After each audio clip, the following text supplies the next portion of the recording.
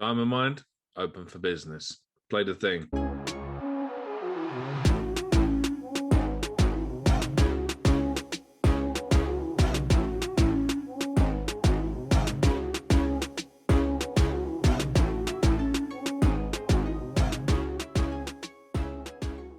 Hi, welcome back to the Jonesy Chats Wrestling YouTube channel. My name is Steve. You guys are probably sick of seeing me now for the last 3 days in a row, but I'm here to bring you the NXT review from last night. An interesting showdown, to say the least. We finally get the reveal of Diamond Mine, so let's cut that all out and let's just get straight into it. The show starts off with Adam Cole heading down to the ring. He's set to have a match tonight. He basically comes out and recaps what happened last week, claims he's the king of NXT. Carmelo Hayes then interrupts, saying that he's going to give him a reason to fight. Adam Cole is intrigued as to what it is, and he actually plays off a John Cena line and says, "Ruthless aggression." I found this quite funny. I thought it was quite clever. I'm all behind Carmelo Hayes now. I think this was great. The match started off okay. It's kind of the same on how Carmelo Hayes started 2 weeks ago. I was waiting for something to sort of draw me into this match. The first thing I noticed was he manages to hit a modified cutter, which looked pretty sweet. He then hits a code breaker for a 2. At one point, he reverses a Panama Sunrise with a super kick, which was pretty sweet. He then tries to hit a rebound attack, which Cole then counters with a super kick before hitting the Panama Sunrise and picking up the pinfall. Good match. I say a lot better than Carmelo's first match 2 weeks ago.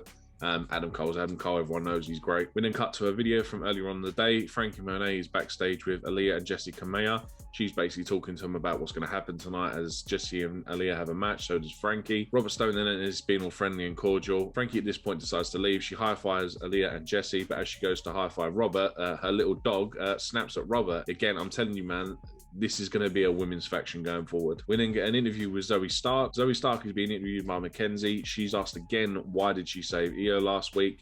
I'm not being funny. You've already had this on a network exclusive. Why you had to do this again, I don't know.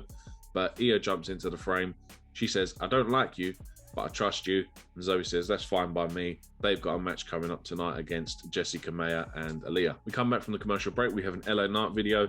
He's sitting poolside with that $1 million title. He's basically recapping on what happened last week with Ted DiBiase. Starts mocking Cameron Grimes and the crowd for chanting for him. The wording in this promo just makes it sound like there will be a rematch at some point down the line for that $1 million title, so I look forward to that. We then get the weigh-in ring. Austin and Johnny are down there. Johnny's down there basically to say that he should be challenging for that NXT championship. Austin's doing a fantastic job being his hype man behind him. Pete Dunne and Only Lorcan interrupt as they get into the ring. Obviously, Pete Dunne, with his strong British accent, he just simply says to him, "Are you mad?" He tells Austin to shut up. Johnny calls him Peter, which is great because I love it when they do this and they call him by their full name instead of their shortened name. Johnny's like, no, we're not going to fight. There's law and order in here now. We're not going to do this. They go to leave the ring. Austin's on the apron.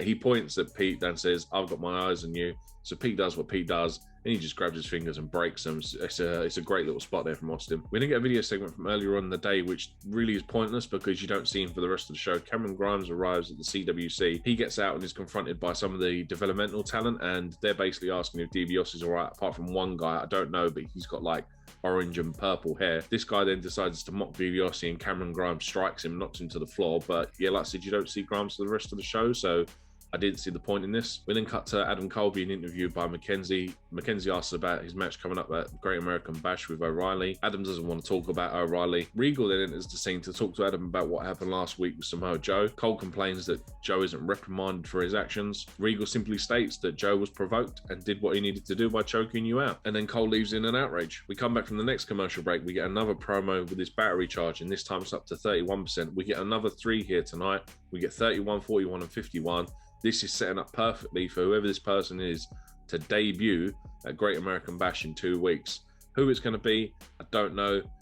It could either be one of two people. I reckon it's either going to be the repackaging of Kona Reeves, or it could be Ridge Holland coming back from injury. Personally, I'd prefer it to be Ridge Holland. I think he was doing fantastic before he got injured, and I'd like to see him more than I would Kona Reeves at this present minute. We then cut backstage for another segment. This time it's Johnny. He's on the way to Regal's office. They're going to complain about what's just happened in ring with Pete. Johnny brilliantly pulls out a pencil to replace the one that he snapped a couple of weeks ago. I'm telling you, Johnny's doing the best comedy work in NXT at the minute. Regal says, yes, consequences must be delivered. So Johnny brilliantly turns around. Right, so you're going to get Joe? You're going to get him to choke him out, throw him through a wall? Just brilliant.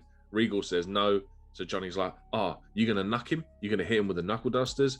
Again, this is brilliant work by Johnny. Regal says no. used to are going to face them in a match tonight. This show is stacked with matches tonight. There's so many coming out of the woodwork here. It's just, yeah, a lot of talent tonight. On to our second match of the night, Io Shirai and Zoe Stark versus the Robert Stone brand of Aaliyah and Jessi Kamea. This one I thought was a bit predictable because, I say, I'm personally waiting for this split with Robert Stone brand and they go off to be with Frankie Monet. The match starts off, Zoe almost slides out the ring by delivering a clothesline, and she slides so far that she's halfway through the bottom rope by the time she recovers. Jessi manages to hit a pretty sweet looking twisting elbow drop. Candice and Indy head ringside just before we go into the commercial break. We come back, Jessi and Aaliyah are on top. Once Io manages to get in though, this is when the match sort of turns in favour. Io ends up hitting that moonsault off the top rope for the victory. There's a stare down after the match. Zoe and Io in ring, looking at Candice and Indy who are outside before Raquel and Dakota pop up on the other side and they stand on the apron. So Zoe and Io are sort of sandwiched in the middle. Ember and Shotzi then appear at the top of the ramp. This is all basically leading to who should be the number one contenders for those women's tag team titles. Shotzi and Ember deliver a great promo here. At one point, Ember sounds like a minion saying what in that sort of prolonged state. What? A brawl breaks out between everyone apart from the tag champs, which is then broken up as Joe brings out security to stop them all. I sat there and thought that I would have liked to have seen like a fatal four-way tag between the 8 of them, but later on it's announced that next week there'll be a number one contenders match. Io and Zoe versus Raquel and Dakota versus Ember and Shotzi, and for that NXT Women's Tag Team shot, which will go down, I presume, a Great American Bash. We then get a short video from Kushida hyping up his main event match with Kyle O'Reilly. We come back from the commercial break and we get a recap between what happened last week between the Grizzled Young Veterans and Timothy Thatcher and Tommaso Ciampa. It's then announced that Great American Bash, MSK will be taking on Thatcher and Ciampa for the NXT Tag Team Championships. On to our next match, The Way, Austin and Johnny versus Pete Dunne and Oney Lorcan. Fantastic tag team match this. Good little comedy spot to start. We get Johnny tagging in Austin, but Austin's holding out his bad hand that's been taped up from the broken finger move that Pete done earlier. The duration of this match, Oney Lorcan just delivering chops, man, and these are some serious chops. There's a point where Johnny's holding up one of them and Austin comes in and delivers a perfect drop kick. I mean, I think personally, Austin has got the best drop kicks in NXT at the minute. Austin is then slammed into the apron a short while after by Dunne and Lorcan. Austin finally manages to get a hot tag to Johnny, who goes on a mad run there. They manage to double team Lorcan, and Austin ends up hitting that seated Spanish fly off the top rope again, which is a beautiful move. He goes back to only delivering chops on Austin again before Austin hits a massive one himself. This sounded horrific. We didn't get some unique tag team offense by Dunne and Lorcan. It just looked impressive, but if I tried to explain it to you, I literally couldn't even break it down. A short while after, Johnny hits a dive through the middle rope to hit Pete Dunne with a DDT. He then gets back on the apron to hit one final beat on Oney and picks up the win. Johnny spills out to the bottom of the ramp where he's then attacked by Karrion Kross. When this match is going to be, I don't know. I think they're hyping up Cole and O'Reilly as the main event for American Bash, so whether they save it for the next takeover, I can't say, because there's all this hype of Karrion Kross going up to the main roster. So when this match will happen, I just generally don't know. And is Johnny even going to be the one to take the title off of him? We then get a Frankie Monet package just before the commercial break saying that her premiere encore is carrying on after the break. We come back, we get the 41% battery charge percentage. Just before the next match starts, you have Kross backstage. He comes across Joe. They have a small interaction before Joe lets Kross go by. Scarlett gives him a dirty look. Joe turns around and we get this great standoff again between Pete Dunne and Samoa Joe where no one actually says anything, but these two just look like they're ready to go to war. Hopefully, I say, we get that match and they actually clear Samoa Joe to return to in-ring action. We think of the NXT debut for Elektra Lopez. Who is doing these names, man? Because Elektra Lopez, please, seriously. She's former indie star Carissa Rivera. She's previously appeared for Ring of Honor, Impact, and has actually been on WWE TV before. She actually teamed up with AEW star Chris Statlander on an episode of SmackDown from 2019. They were the Iconics' first title defense and they went by the name, and obviously they lost that match in 3 minutes. But before that as well, she was also on an episode of NXT in 2018 where she had a match with Lacey Evans. I mean, Elektra Lopez, most of her induction class to the CWC have all been on NXT TV now. The likes of LA Knight, Frankie Monet, Zayda Ramirez, Zoe Stark, Trey Baxter, Carmelo Hayes, Asha Hale, Cora Jade. These are all people that were in her induction to the CWC that have already debuted. There's a couple of others that I'm waiting to see as well, especially the likes of Parker Bordeaux, who's that essentially that baby Brock Lesnar. Like, he looks like a spitting image of him. And also Bronson Rick Steiner, who's son of one of the Steiner brothers. The match itself is not the best in the world. Again, this is just a match for Frankie to build more momentum behind her. She hits the move formerly named Road to Valhalla and picks up the pinfall. Again, just a very short match. We then get Bronson Reed being interviewed backstage. He's talking about Santos Escobar and he's basically, what have I got to do to get rid of him? Hit Row then interrupt and we get Top Dollar coming out with probably the dumbest line I've ever heard in professional wrestling. He turns around to Bronson Reed and says to him, You're not even from North America. What's that got to do with anything? Just, yeah, a very stupid comment, I feel. It's like, what's that ever got to do with where you're from and what champion you hold? Do you know what I mean? There's so many people that have held, for instance, the European title, the North American title, that are not from these places. Yeah, just a really dumb line, I feel. As we come back from the commercial break, we get a video from earlier on the day where Everrise tried to graffiti Hit Row's car, and Top Dollar is sitting in the driver's seats and he rolls down the window. Bearing in mind, Everrise are wearing face masks, but he turns around and says to him, "You're basically idiots because you're wearing your own merchandise." But that match is next. Hit Row versus Everrise. Hit Row being represented by Top Dollar and Ashante Theodonis. Ashante Theodonis is being booked kind of like a pit bull that needs to be controlled, because there's one point where he loses it and you've got B-Fab and Swerve Scott on the outside and they're basically trying to get his head straight and get it back into the game. I kind of like that dynamic, especially for this group, but this inevitably turns out to be a squash match as well. The match ends with a single shoulder power bomb into a neck breaker by Hit Row. They pick up the pinfall, and just to build more momentum behind them going forward. We then cut to another interview backstage. This time it's Mercedes Martinez being interviewed by Mackenzie.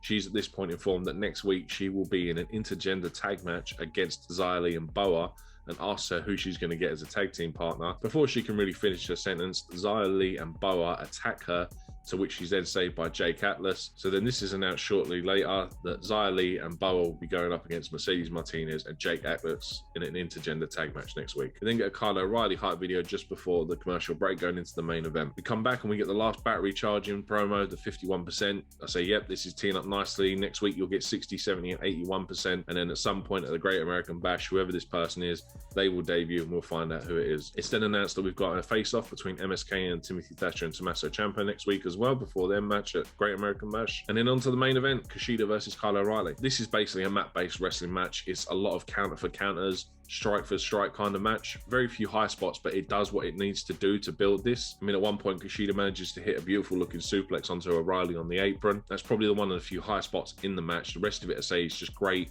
man for man, punch for punch fighting. And the ending I'm a little bit upset with. It basically ends with Kushida trying to hit the hoverboard lock on Kyle O'Reilly, but after all their counter for counter measurements, Kyle manages to hit a roll-up pin and secures the win. I didn't like this because of what happens next. So basically you have Kushida and O'Reilly shaking hands, hugging each other out, and then all of a sudden Adam Cole then jumps O'Reilly. Those two then break into a fight. They spill to the outside, security come down. They take Kyle O'Reilly and Adam Cole away before we get the debut of Diamond Mind. Now, before I get into that, let me just explain why I thought this was bad. Because with having O'Reilly beat Kushida, it makes Kushida look weak. I know O'Reilly's meant to be the bigger star, but yeah, Kushida is a champion at the end of it. I would have preferred this to have ended in a DQ finish. I think this would have made more sense, especially with Diamond Mine coming out. So Kushida's standing in ring on his own. All of a sudden, out of nowhere, you just see someone come in a black tracksuit and strike Kushida with a knee. He pulls the hood down. Diamond Mine is revealed. It's Roderick Strong. Was not expecting this. To say it's a very, very surprising one for me. He also has two people with him. One of them is Tyler Rust, who's obviously appeared recently in NXT and had a couple of matches not to the best. He says he's lost quite a few since he's been in here, but I don't think that really matters when it comes to NXT. I mean, Fish and O'Reilly had the same thing when they first entered NXT. They had a couple of losses each before they inevitably joined the Undisputed Era. So with Tyler Rust and Roderick Strong, you've got Malcolm Bivens and also at the time an unnamed star. Turns out to be, I'm going to read this carefully and hopefully not butcher it. His name is Hideki Suzuki, formerly of Pro Wrestling Noah in Japan. This guy was booked super strong over there apparently. Didn't take many losses. And if you go by Pro Fight DB, apparently he's still a six-man tag champ. Apparently he's 1/3 of the, let me read this out, the Yokohama Shopping Street six-man tag team champions. But yeah, according to Pro Fight DB, he actually hasn't lost a match where they've actually lost them titles. So I don't know. I don't follow Pro Wrestling Noah, so unless they was maybe forfeited at some point. But yeah, according to Pro Fight DB, he's still the champ there. But yeah, these guys, these are Diamond Mine. It's finally been answered who they are. I'm glad to see Roderick Strong back on TV. I think this is the perfect move for him. Roderick Strong doesn't have the best character work in NXT. Like, he would get lost. So putting him in a faction like Diamond Mine, I know he's just been in the Undisputed Era, but this makes perfect sense for his booking and going forward. So yeah, they attack Kushida. Bivens picks up the NXT Cruiserweight Championship and hands it to Roderick Strong. Again, this is my point why you shouldn't have had O'Reilly beat him, because you've made Kushida look strong against someone who is in a former stable with him. So it's just literally telling me that Roderick Strong is going to win that title from Kushida. I know with WWE focusing a lot on their cruiserweights, but you've already foretold what's going to happen, and I just think this is a bad booking on their part. Onto some network exclusives. Zoe and Io, they're backstage. They're livid after what's happened with this brawl going on between all the women going for them women's tag team titles.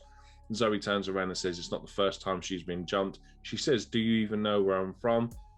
Heads up, she's from Utah. We then get Io. She turns around and she just starts ranting and raving in her native tongue. Fortunately, no subtitles, couldn't tell you what they said, but yeah, then they walk off. Carmelo Hayes is being interviewed by Mackenzie, talking about the loss to Adam Cole. He basically says that he's a generational talent, but he now knows at the level he needs to get to rise above the likes of Adam Cole, and that's what he's going to try and achieve. We then get an interview with Samoa Joe, and the interviewer outrages him by turning around and saying that he tried to restore order to the women's tag team division. Joe just simply turns around and said, "I did restore order to the women's tag team division, and there's going to be a lot more of it going forward." Onto some news from the rest of the wrestling world. Lita was interviewed on Renee Paquette's Oral Session podcast, and she basically revealed that she almost quit the business after the whole Edge love triangle scene with Matt Hardy. She basically said that Edge and Matt wouldn't get the same sort of slanderism that she would get, and she almost quit 1 month into the whole storyline, and she felt that it was a double standard. Hopefully, I like to think that the world of professional wrestling has changed since then, and a lot more people are a lot more respectable about stuff like this. But yeah, I'm glad she didn't, and she carried on to have a quite successful career. Frankie Monet has spoke about being paired up back with her husband John Morrison if she's to ever go to the main roster. She basically says that NXT is an important time for her because it's basically to focus on her career and her path, introduce her to some people who may not know her from her previous Tales of Taya Valkyrie, but one day she hopes to be repaired with Johnny Garner. CM Punk is back in news. He was asked by a fan what it would take for him to be interviewed in Steve Austin's Broken Skull sessions. He simply stated, and I quote, "Money, nobody gets any royalties for anything shown on Peacock. Yay, wrestling biz." There you go. Vince McMahon, pull out the checkbook, get CM Punk on there. You want a ratings draw, that's your guy to get on the Broken Skull sessions. Former WWE superstar Peyton Royce revealed on her podcast Off Her Chops with other former WWE superstar Billie Kay the reason as to why she thinks she might have been released from WWE. She says that after they got split and put onto SmackDown, she went ahead and tried to speak to Vince McMahon, but apparently this meeting went so bad that this is the reason why she felt she got released from the company. Personally, Peyton, I don't even think they should have split you up. They should have kept you with Billy. You were a fantastic dynamic. Don't ever think that it was your fault. It was unfortunately a creative decision to split you two up. Then they turned around and have got nothing for you. So yeah, don't worry about that. You'll bounce back 100%. An update on Tommy End, formerly Aleister Black. According to Dave Meltzer, WWE are trying to re-sign him. But the thing is that they seem to have burnt their bridges with him, especially with a lot of stuff that went on with his wife, Thea Trinidad, formerly Zelina Vega. And a lot of people just think that they're not going to re-sign him and he's going to end up heading to AEW. It's a shame because I would love to see Aleister Black come back. But yeah, they've burnt their bridges here with this one, and I think it's just going to be Aleister Black returning as Tommy End at the next AEW pay-per-view. Finally, onto some wonderful news at the end of the day. Toni Storm has come out on NXT's Instagram page and confirmed that she is bisexual. We've been Pride Month. This is fantastic. Congratulations to you, Toni. Wish you all the best in the future. And that's it. That's the show. It's going to be a long one today. Apologies again. If you enjoyed, drop a like. You know all the stuff. Comment down below. Click up here for the subscribe button. Click up here for another video. And I'll catch you in the next one.